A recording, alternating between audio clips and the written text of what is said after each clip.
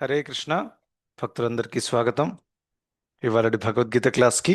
So దాదాపు I think ఒక నెల 2 నెలలు అవుతున్నాయి అనుకుంటా మనము ఈ క్లాస్లో బ్రేక్ తీసుకొని. So very happy to see all of you. So మనం రీస్టార్ట్ చేద్దాం. 16వ అధ్యాయము దైవ అసుర సంపద విభాగ యోగం. సో జాయిన్ చేసినందుకు అందరికి ధన్యవాదాలు. So will start with prayers. So నాతో పాటు అందరూ కూడా ప్రార్థించండి. ఓం నమో భగవతే వాసుదేవాయ. ఓం నమో భగవతే వాసుదేవాయ. ఓం నమో భగవతే వాసుదేవాయ. ఓం అజ్ఞానతిమిరాంధస్య జ్ఞానాంజనశలాకయా చక్షురున్మిళితం येन తస్మై శ్రీగురవే నమః. नमो विष्णुपादाय कृष्णप्रेष्ठाय भूतले श्रीमते भक्तिवेदान्त स्वामिन्निति नामिने. नमस्ते सारस्वते देवे गौरवाणी प्रचारिणे निर्विशेषशून्यवादी पाश्चात्यदेशतारिणे. जय श्री कृष्ण चैतन्य प्रभु नित्यानंद श्री अद्वैत गदाधर श्रीवासादि गौर भक्त वृंद. हरे कृष्ण कृष्ण कृष्ण हरे हरे, हरे राम राम राम राम हरे हरे. హరే కృష్ణ. సో మీరందరూ కూడా బాగానే ఉన్నారు అని నేను భావిస్తున్నాను. అండ్ అందరూ కూడా మళ్ళీ జాయిన్ అయ్యారు. Very happy to see. So మనము 16వ అధ్యాయం చర్చిస్తున్నాము. We will straight jump into where we left. So మనము 7వ శ్లోకం వరకు కంప్లీట్ చేశాము as far as I understand. 16వ అధ్యాయము దైవ అసుర సంపద విభాగ యోగము. సో ఈ లోకంలో 2 రకాల వ్యక్తులు ఉంటారు. దైవీ గుణాల దైవీ గుణాలు కలిగినటువంటి వారు, ఇంకా అసుర గుణాలు కలిగినటువంటి వారు. సో ఈ గుణాలు కూడా ఎలా ఒకరికి దక్కుతాయి ఏందో చాలా డీప్గా మనం చర్చించాము. ఎలా పూర్వజన్మ సంస్కారాలు, ఈ జన్మలో ఉండేటటువంటి పెంపకము, సాంగత్యము, ఇవన్నీ కూడా కలిసి ఒక వ్యక్తి యొక్క స్వభావము, క్యారెక్టర్ అనేది తయారవుతుందన్నమాట. సో ఆ 2 రకాల క్యారెక్టర్స్ ఉండేటటువంటి వాళ్ళ లక్షణాలు ఏంటి అనేది భగవంతుడు ఆల్రెడీ చెప్పారు. సో 16వ అధ్యాయంలో మొట్టమొదటి 3 శ్లోకాలలో ఆ, దైవీ గుణాల గురించి చెప్పారు, రైట్? అభయం, సత్వ సంశుద్ధి, అవన్నీ కూడా. దాని తర్వాత అసుర గుణాల గురించి కూడా చాలా క్లుప్తంగా చెప్పడం అనేది జరిగింది. మరియు దైవీ గుణాలు ఉండేవాళ్ళు ఆ, వాళ్ళు మోక్షానికి అనుకూలమైనటువంటి జీవితాన్ని నిర్వహిస్తారు, రైట్? ఎటువంటి గమ్యం వాళ్ళకి దక్కుతుంది. ఆ, అయితే దైవీ గుణం ఉండేవాళ్ళు మోక్షానికి దగ్గర అవుతారు. ఇంకా అసుర గుణాలు ఉండేవారు కర్మబంధానికి దగ్గర అవుతారు, రైట్? ఇంకా ఇంకా అర్జునుడికి చెప్తారన్నప్పుడు, అర్జున, నువ్వు ఎటువంటి టెన్షన్ తీసుకోవాల్సిన అవసరం లేదు. ఎందుకంటే నువ్వు దైవీ గుణాలతోనే పుట్టావు యాక్చువల్గా. నీ పుట్టుకతోనే నీకు దైవీ గుణాలు ఉన్నాయి. సో నేను ఈ రాక్షస గుణాలు ఏవైతే చెప్తున్నావో అది నీకు అప్లై అవ్వదు. So don't take any tension అలా. సో ఆబ్వియస్గా కుంతి మహారాణి, పాండు మహారాజు ఆ, ఆ, సంతానం ఎలా ఉంటుందనేది మనం అర్థం చేసుకోవచ్చు, రైట్? సో దాని తర్వాత ఆ, రాక్షస గుణాలు ఎవరికైతే ఉన్నాయో అటువంటి వాళ్ళు, వాళ్ళ స్వభావం ఎలా ఉంటుంది, వాళ్ళ మైండ్ సెట్ ఎలా ఉంటుంది అనేది ఇప్పుడు డీటెయిల్గా చెప్పారు. స్టార్టింగ్లో క్లుప్తంగా చెప్పారనమాట. దంభో దర్పోభిమానశ్చ క్రోధ పారుష్యమేవ చ. అది చాలా క్లుప్తంగా చెప్పారు. దంభము, దర్పం ఉంటుంది, క్రోధం ఉంటుంది, పారుష్యం ఉంటుంది, చాలా హార్ష్గా మాట్లాడతారు. ఇప్పుడు చాలా డీటెయిల్గా చెప్తారు భగవంతుడు. ఎక్కడి నుండి? 6వ శ్లోకం నుంచి చెప్తారు. సో 6వ శ్లోకం మనం ఆల్రెడీ చూసాము. ఆ, ఇంకా 7వ శ్లోకం నుంచి చెప్తారు. అది ఆల్రెడీ మనం చూసాము. ఎక్కడైతే రాక్షస గుణాలు ఉండేవాళ్ళు ఏది చేయాలనో ఏది చేయకూడదో వాళ్ళకి తెలియదు. So my life my rules లాంటి ఫిలాసఫీ వాళ్ళు ఫాలో చేస్తారు. అథారిటీని యాక్సెప్ట్ చేయడము, గురువులు చెప్పినట్టుగా వినాలి, లేకపోతే భగవంతుడు చెప్పినట్టు వినాలి, శాస్త్రం చెప్పినట్టు వినాలి అనేటటువంటి అండర్స్టాండింగ్ వాళ్ళకు ఉండదు. నాకంతా తెలుసు, నేను నా జీవితం నా ఇష్టం వచ్చినట్టు నేను బ్రతుకుతాను అనేటటువంటి ఫిలాసఫీ ఎవరికైతే ఉంటుందో వాళ్ళని అసుర స్వభావం ఉన్నట్టు లెక్క. Because they don't accept any authority. So మీరు ఆ ప్రకారం చూస్తే ఇప్పుడు ప్రస్తుత కాలంలో ఉండే వాళ్ళందరూ కూడా ఇటువంటి ఫిలాసఫీని ఫాలో చేస్తున్నారు. Even if you look at the young generation especially. So కొంత పెద్దవాళ్ళు అయితే కొంచెం అథారిటీ పట్ల రెస్పెక్ట్ ఉంటుంది. కానీ యంగ్ జనరేషన్ అయితే వాళ్ళకి ఎవరు అసలు అథారిటీనే వద్దు, సరెండరే వద్దు, మేము ఒకరి మాట విని ఎందుకు ఉండాలి అనేటటువంటి ఫిలాసఫీ ఉందన్నమాట. సో దిస్ ఇస్ అదే అగైన్ ఇది ఒక అసుర గుణం అన్నమాట. సో కలియుగంలో ఆబ్వియస్గా మీరు చూస్తే కలేర్ దోష నిధే రాజన్. సో మీరు సముద్రంలో వెళ్ళి ఎటు చూసినా మీకు నీళ్ళే కనిపిస్తాయి. మరి ఆశ్చర్యకరమైన విషయం కాదు, ఎందుకంటే సముద్రం అంటేనే నీళ్లుంటాయి. అదేవిధంగా కలియుగం అంటేనే దోష నిధి, దోషాల సముద్రము. సో ఇక్కడ ఎక్కడ చూసినా మీకు దోషాలు ఖచ్చితంగా కనిపిస్తాయి. ఆధ్యాత్మికాన్ని పాటించే వాళ్ళు కూడా ఎంతోమంది మోసాలు చేస్తున్నారు. పొలిటీషియన్లు కూడా కరప్ట్గా ఉన్నారు. ఆ, ఇక్కడ ఎవరిని నమ్మాలని ఎవరు నమ్మకూడదో తెలియకుండా పోయిందనమాట. అలాంటి పరిస్థితికి వచ్చేసాం మనం. సో దోషాల యొక్క సాగరం ఉంది. సో ఇన్ని దోషాలు ఉన్నాయి కాబట్టి one should not get frustrated with the material life, right? So మనకి శాస్త్రాలు ఏం చెప్తున్నాయంటే మనము ఈ భౌతిక జగత్తుని మార్చడానికి ఇక్కడ రాలేదు. ఈ విషయం గుర్తుపెట్టుకోవాలి. చాలామంది దీనికోసం వారి జీవితాన్ని డెడికేట్ చేస్తారు, నేను లోకాన్ని మారుస్తానని. భౌతిక జగత్తులో ఎప్పుడు కూడా పర్ఫెక్షన్ మనం తీసుకురాలేరాం. We cannot bring perfection. So మరి ఎందుకు ఇచ్చారు మన మానవ శరీరము? ఏదో విప్లవాన్ని సృష్టించి లోకం మారిపోతుంది, అందరు పొలిటీషియన్స్ మంచిగా అయిపోతారు. That is not how the world is going to be. So మనకు మానవ శరీరం ప్రత్యేకంగా ఇచ్చింది దేనికోసం? ఈ భౌతిక జగత్తులో ఉన్నది ఉన్నట్టుగా సర్దుకొని అడ్జస్ట్ అయిపోయి మన జీవితాన్ని ప్రత్యేకంగా సార్థకం చేసుకోవడానికి ఇచ్చారు. దానితో పాటు మనకు ఆ సార్థకత్వం ఒక లెవెల్ వరకు వస్తే వేరే వాళ్ళని కూడా హెల్ప్ చేయొచ్చు, అందులో తప్పులేదు. జన్మ సార్థకొకరి కోరో పరోపకార్ అని చైతన్య మహాప్రభుల వారు చెప్పారు. So first is that we have to make our life perfect, then we can help others also. But at the same time ఎవరో ప్రభుపాదుల వారిని అడిగారనమాట, ప్రభుపాద్ మీరు ఎంత ప్రీచింగ్ చేస్తున్నారు, వెస్ట్లో స్ప్రెడ్ అవుతుంది, లండన్లో everywhere we have ISKCON Hare Krishna movement, పూర్తి ప్రపంచం అంతట్లో అందరూ కూడా కృష్ణ చైతన్యాన్ని పాటిస్తే అప్పుడు లోకం ఏమైపోతుంది అని ఒక హైపోథెటికల్ క్వశ్చన్ అడిగారనమాట. అయితే ప్రభుపాదుల వారు ఏమన్నారు, అందరు కూడా పాటించరు, ఈ క్వశ్చనే రాంగ్ అని చెప్పారు.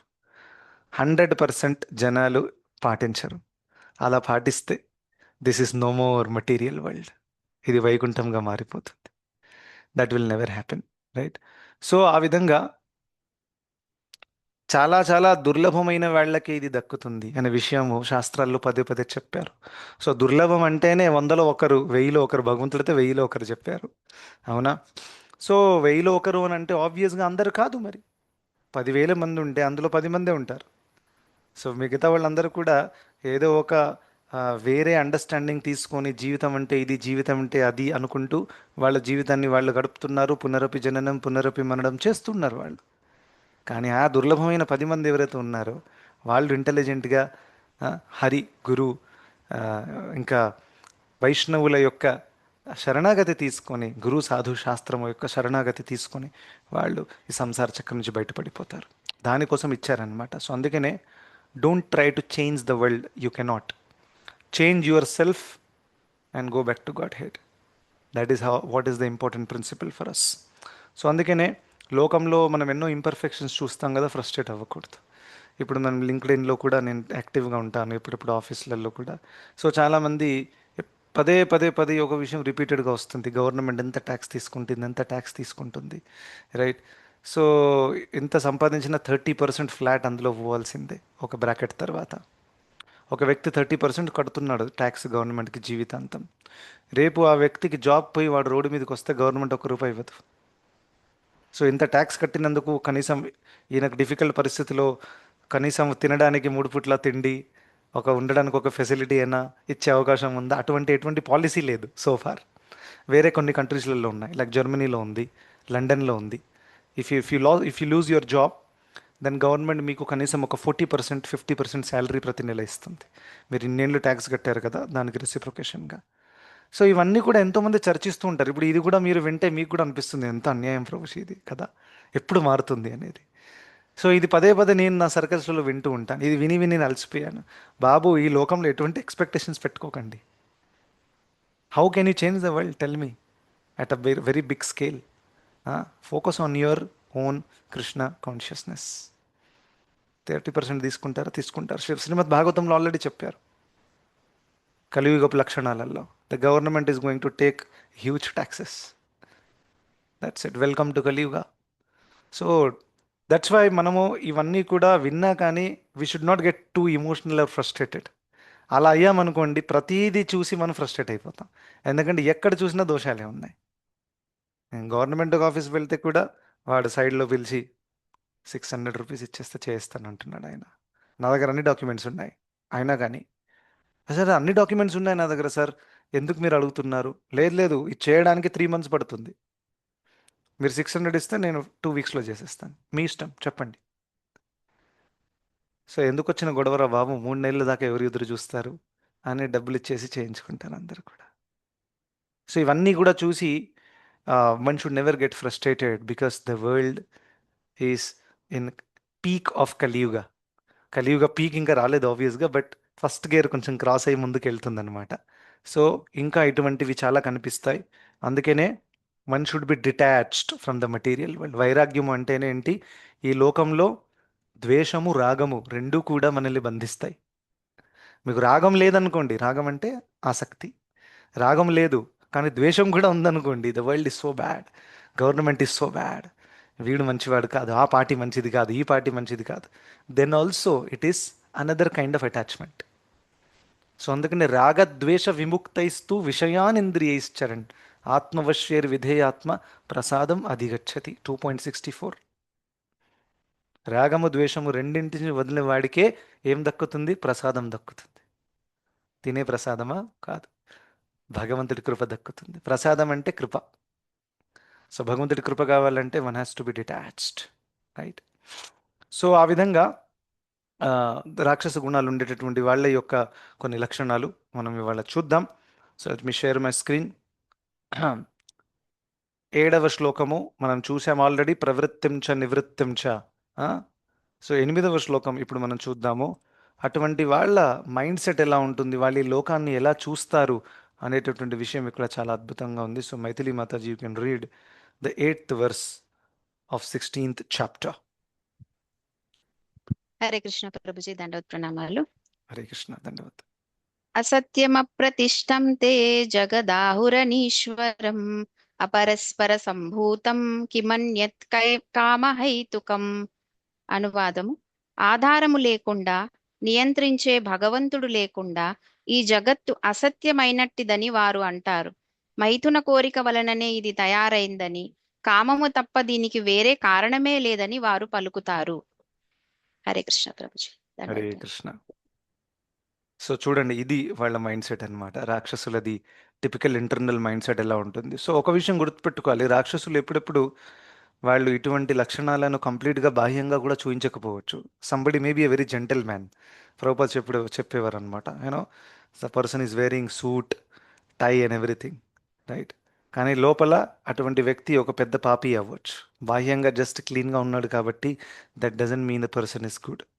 సో వాళ్ళ మెంటాలిటీ అనేది వాళ్ళ దినచర్య, వాళ్ళ ప్రైవేట్ లైఫ్లో, పర్సనల్ లైఫ్లో ఎలా వాళ్ళు డీల్ చేస్తున్నారు అనేది దాని ద్వారా ఏర్పడుతుందన్నమాట. And even we know, right? మనం కూడా ఫర్ ఎగ్జాంపుల్ డివోటీస్ ముందు ఎప్పుడెప్పుడు ఒక రకంగా ప్రవర్తిస్తాం, ఇంకా ఇంట్లో మన అసలైన స్వరూపాన్ని బయట వ్యక్తం చేస్తాం. Right? When you're dealing with your wife or children and etcetera, you show your different nature and in front of devotees your like తృణాదపి సునీచేన తరోరపి సహిష్ణున Prabhuji I'm your servant.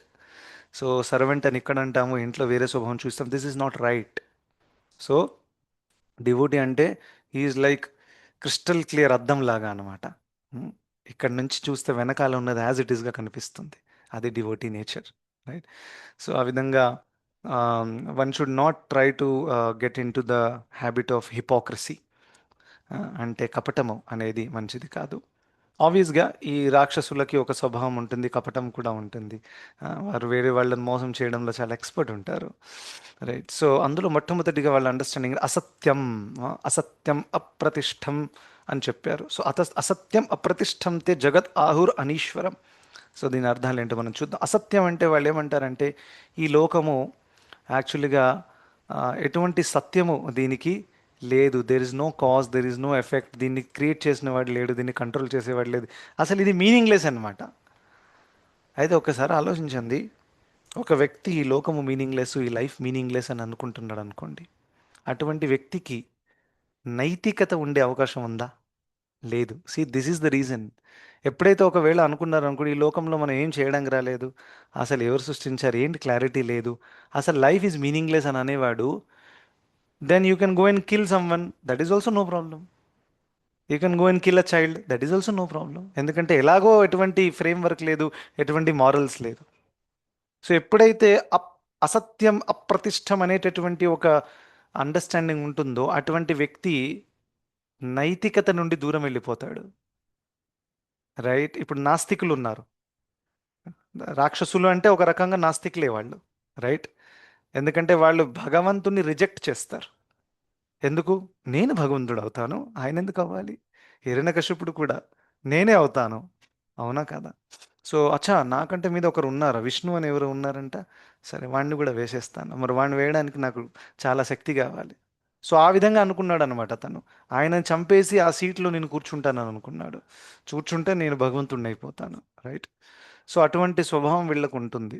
So ఇది ఎంత డేంజరస్ అంటే, ఇంకా ఈ నాస్తికత అనేది ఈ కాలంలో చిన్నప్పటి నుంచే సిలబస్లో మనకు పిల్లలకు కూడా నేర్పుతున్నారనమాట. మనం కూడా అదే నేర్చుకొని పెరిగాము.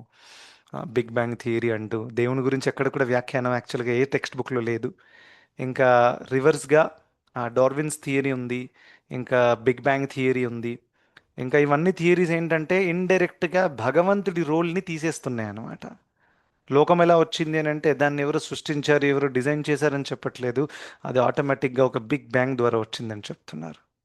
రైట్? మానవులు ఎలా వచ్చారు? కోతుల నుంచి వచ్చారు. ఆటోమేటిక్గా అంతా జరిగింది. సో ఆ విధంగా ఇవన్నీ చెప్పినందువల్ల పిల్లలకి ఆ, వాళ్ళకి ఇటువంటి అండర్స్టాండింగ్ వస్తుందన్నమాట. దేవుడు అనేవాడు లేరు. సో ఎప్పుడైతే వాళ్ళు చూస్తారో, మరి మా ఇంట్లో వీళ్ళు దేవుని పూజ చేస్తున్నారు, అచ్చా ఇది ఏదో కల్చర్ అన్నమాట, పాత కల్చరు. వాళ్ళు ఆ టైంలో నమ్మేవాళ్ళు అలా. కానీ ఇప్పుడు మాకు చాలా ఇంటెలిజెన్స్ ఉంది కదా, మేమంతా ఇది నమ్మము. వాళ్ళంతా పాతకాలం వాళ్ళు, బుద్ధి లేని వాళ్ళు, వాళ్ళు నమ్మేవాళ్ళు దేవుడు ఎక్కడున్నాడు, దేవుడు గుళ్ళో వెళ్ళి ఒక రాయిని పూజిస్తున్నారు. ఇటువంటి అండర్స్టాండింగ్ వీళ్ళకి వచ్చిందనమాట. ఇలా వస్తే ఏం జరుగుతుందో తెలుసా? ఇటువంటి పిల్లవాడు, ఇలాంటి అండర్స్టాండింగ్ ఉన్నవాడు ఒక తప్పు చేయడంలో వెనకాడాడు. ఎందుకు? దేవుడు ఉన్నాడనే భయం లేదు. ఇంకా నేను ఇప్పుడు తప్పు చేస్తే పై వచ్చే జన్మలో నాకు శిక్ష దక్కుతుంది అనేటటువంటి భయం లేదు. నేను ఏదైనా పని చేస్తున్నాను అని అంటే పరమాత్మ నన్ను చూస్తున్నారు, ఎవరో సాక్షిగా నన్ను చూస్తున్నారనే భయం కూడా లేదు. ఇన్ని భయాలు లేనప్పుడు వాడు ఏ తప్పు పనైనా చేస్తాడు. రేపే చేయొచ్చు, మర్డరే చేయొచ్చు, దొంగతనమే చేయొచ్చు, నడుస్తున్నాయి కదా.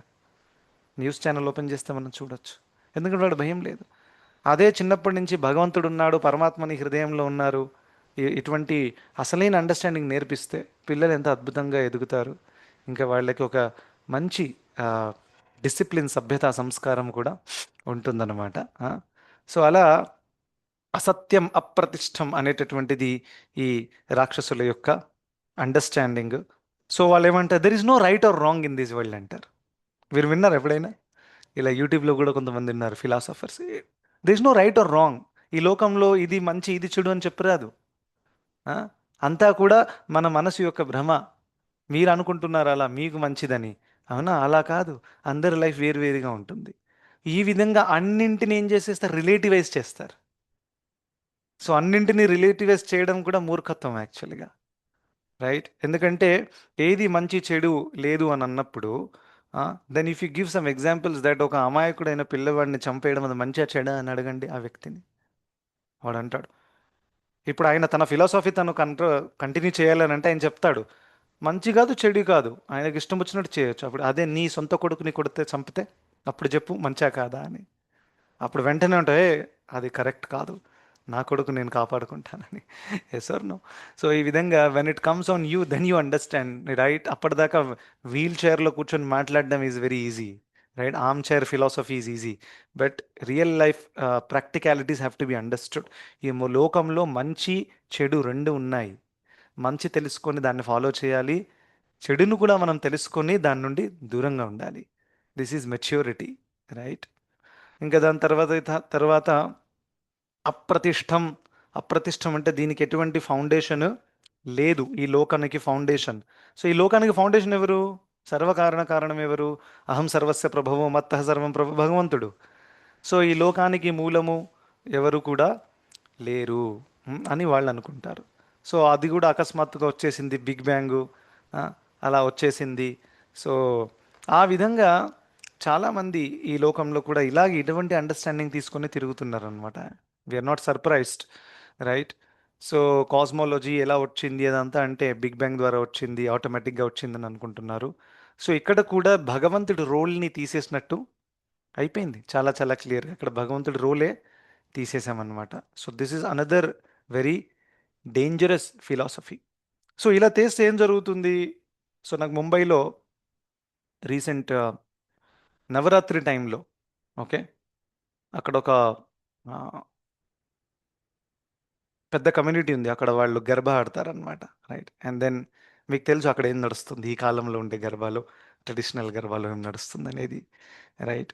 సో అండ్ దెన్ అక్కడ ఒక హాస్పిటల్ కూడా ఉంది. అక్కడ ఉండే హాస్పిటల్లో ఉండేటటువంటి ఒక డివోటీకి తెలిసిన ఫ్రెండ్ ఉన్నాడు. ఆయన చెప్పాడనమాట, ఈ గర్భా టైంలో they have seen that maximum abortions are happening, maximum abortions, and they don't feel bad about it. Yes or no? So what are they doing in the garba? Because అక్కడ అమ్మవారు లేరు, ఏం పిక్చర్ లేదు, పూజ లేదు, ఏమీ లేదు.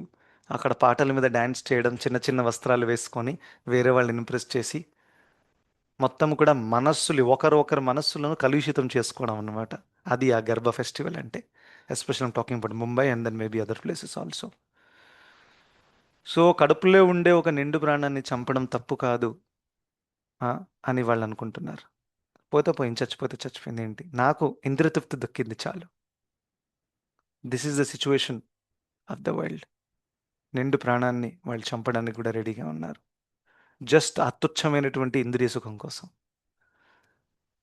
దిస్ ఈస్ ద, ఎందుకంటే ఇది చంపితే రేపు నాకు కూడా ఈ శిక్ష లభిస్తుంది, ఇలా వేరే వాళ్ళ జీవితాన్ని తీసుకునే అర్హత నాకు లేదు అనేటటువంటి అండర్స్టాండింగ్ లేదు కదా. ఎందుకంటే ఇది జగత్తుకి మూలమే లేరు, ఎవరు లేరు, అంటే దీన్ని మానిటర్ చేసే వాళ్ళే లేరు, జడ్జు లేరు.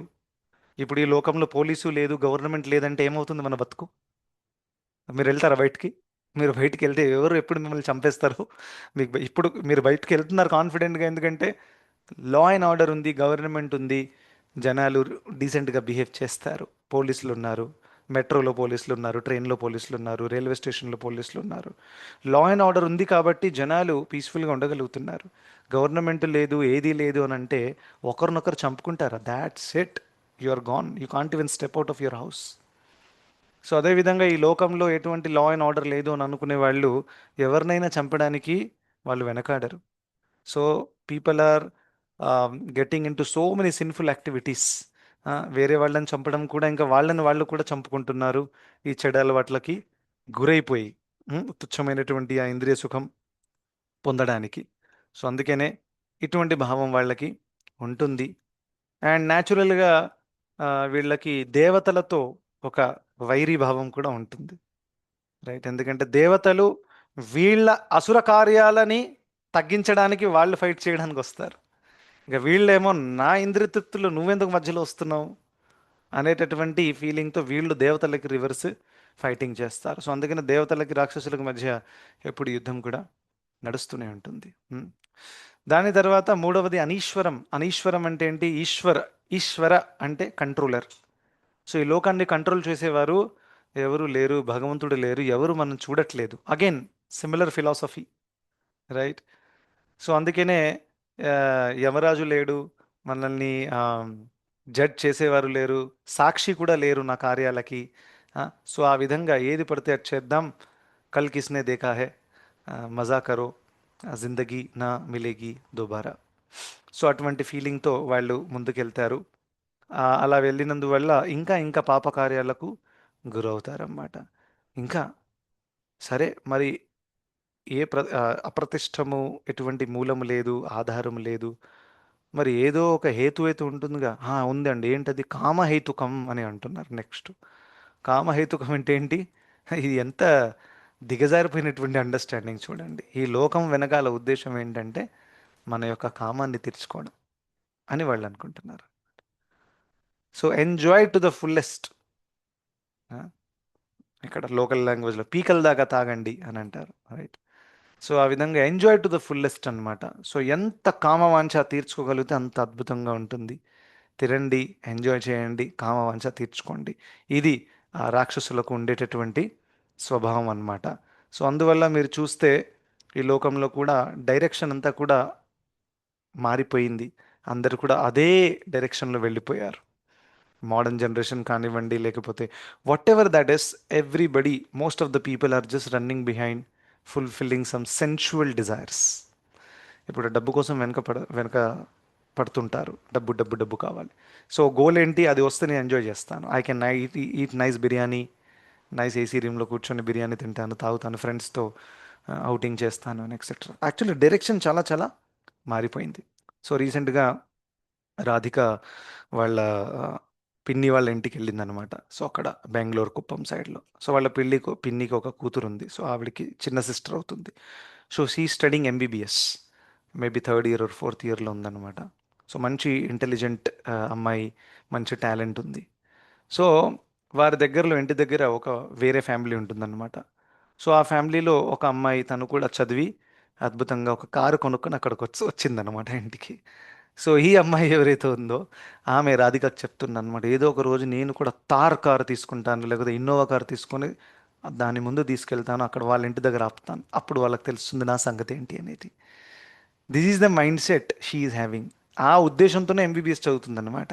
వీళ్ళకి నేను చూపిస్తాను. అంత రాధిక నాకు వచ్చి చెప్తుంది ఇలా మాట్లాడుతున్నారు అనేది. నేను ఆమెతో దూరంగా ఉండమ్మా, ఓకే?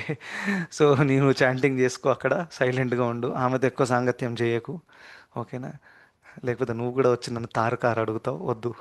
అవునా కదా? సో ఆ విధంగా వేరే వాళ్ళకి ఏదో రుజువు చేయడానికి తన జీవితం ఎంత వ్యర్థం చేసుకుంటుంది చెప్పండి. ఇద్దరు భ్రమలోనే ఉన్నారు. ఆ ఎవరైతే వచ్చి ప్రూవ్ చేస్తున్నారో కార్తో భ్రమలో ఉన్నారు. ఈ అమ్మాయి వేరే భ్రమలో ఉంది. నేను కూడా చూపిస్తాను. ఎవరికి ఏం చూపిస్తున్నాం అసలు ఇక్కడ? దేనికోసం వచ్చాం అసలు ఇక్కడ? Yes or no? This is I'm giving an example of young generation. She's a very intelligent girl. మంచిగా తను, I'm sure that she will come out with flying colour, she will become a big doctor and everything.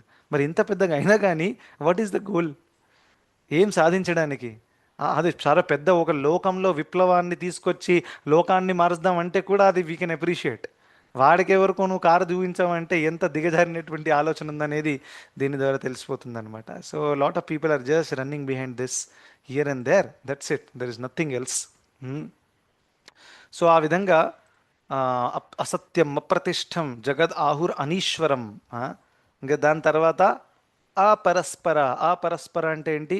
ఎటువంటి cause లేదు ఈ లోకం ఉండడం వెనకాల, ఎటువంటి కారణం లేదు ఎందుకు మనం బ్రతుకుతున్నాము జీవితము.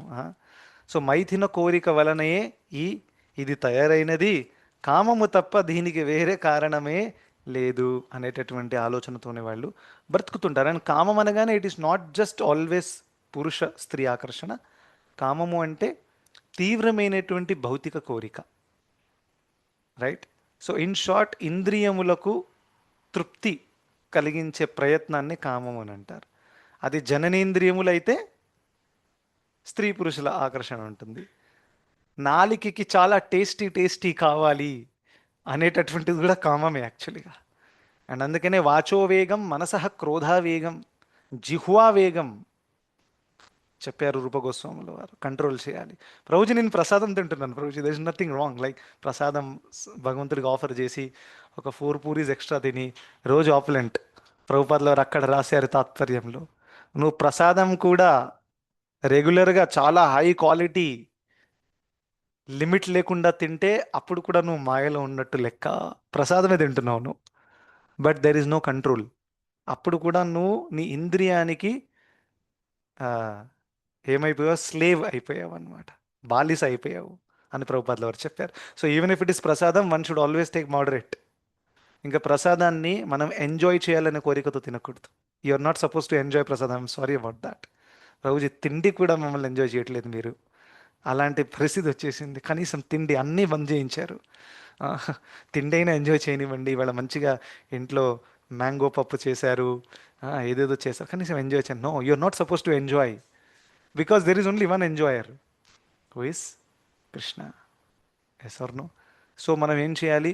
ప్రేయర్ఫుల్ మూడ్లో తినాలి. ఏ భావంతో భగవంతుడి ప్రసాదము, ఇది నా చిత్తశుద్ధి కోసం నేను తింటున్నాను, ఇంకా నా బాడీని మెయింటైన్ చేయడం కోసం తింటున్నాను. They should not be any other goal. So అందరి బాడీకి నీడ్స్ వేరు వేరుగా ఉంటాయి, క్వాంటిటీ కెన్ డిఫర్. బట్ మన మన కెపాసిటీ మనకు తెలుసు, ఎక్కడ ఆపాలనో అక్కడ ఆపేయాలి. Very important. చాలా రెగ్యులర్గా ఆపులెంట్ ప్రసాదం తినకూడదు. మనకు అందరికీ తెలుసు కూడా, ఈ కాలంలో ఆ, చాలా డిజీజెస్ కూడా దీనివల్లే వస్తున్నాయి, అన్కంట్రోల్ ఈటింగ్ వల్ల. నాకైతే ఒక డాక్టర్ కూడా ప్రభుజీ, ఇస్కాన్ మే devotees are eating too much sweet, therefore they are getting diabetes and other diseases. ఆయన వాస్తవం చెప్తున్నారు యాక్చువల్గా. You cannot neglect this fact. Just because they are giving sweet every time doesn't mean you have to eat it. మీ కెపాసిటీని చూసి, మీ పరిస్థితిని చూసి, you have to come up with diet that works well for your body. Otherwise just consult the doctors, they will tell you వాస్తవాలు ఏంటనేది. So ఆ విధంగా నాలుకని కంట్రోల్లో ఉంచాలి. సో ఎనీవే, నేను చెప్పిన పాయింట్ ఏంటంటే ఇక్కడ ఎటువంటి హేతువు లేదు, ఇంద్రియ తృప్తే హేతు అనేటటువంటి ఉద్దేశం వాళ్ళది. ఇంద్రియ తృప్తి అంటే అన్ని ఇంద్రియములకు సంతృప్తి కలిగించాలి, ఆ భావం అన్నమాట. జననేంద్రియములు, నాలిక, ఇంకా చూపు, అన్నీ కూడా. సో ఇటువంటి జీవితం వాళ్ళు బ్రతుకుతారు. సో ఇటువంటి అండర్స్టాండింగ్ ఉంటే వాళ్ళు ఏ తప్పు చేయడానికైనా వెనకాడరు. అందుకనే హిరణ్యకశిపుడు తన సొంత కొడుకుని చంపడానికి రెడీ అయ్యారు. అటువంటిది మనం ఈ లోకంలో జనరల్గా చూడం, చాలా రేర్ అన్నమాట. అవునా? ఇంకా అన్నదమ్ములు చంపుకోవడం చూస్తాము, కానీ సొంత తండ్రి కొడుకుని చంపడం చాలా రేర్, చాలా చాలా రేర్. మరియు ఆ, కంసుడు సొంత చెల్లెనే చంపడానికి రెడీ అయ్యాడనమాట. రైట్. సో ఈ విధంగా ఆ, ఈ ఈ కంసుడు స్త్రీని హింసిస్తున్నాడు, ఈయన చిన్న బాలుడిని హింసిస్తున్నాడు. స్త్రీలను బాలుళ్ళని కాపాడాలి కానీ హింసించకూడదని శాస్త్రాలు చెప్తున్నాయి. కానీ వీళ్ళు 100% దానికి వ్యతిరేకంగా వెళ్తారనమాట. సో అందుకనే ఇది ఆ, అసుర స్వభావం ఉండేటటువంటి వాళ్ళు వ్యక్తం చేసేటటువంటి లక్షణాలు. ఓకే. సో ఇప్పుడు విరామం తీసుకుందాం. అందరికి ధన్యవాదాలు. హరే కృష్ణ.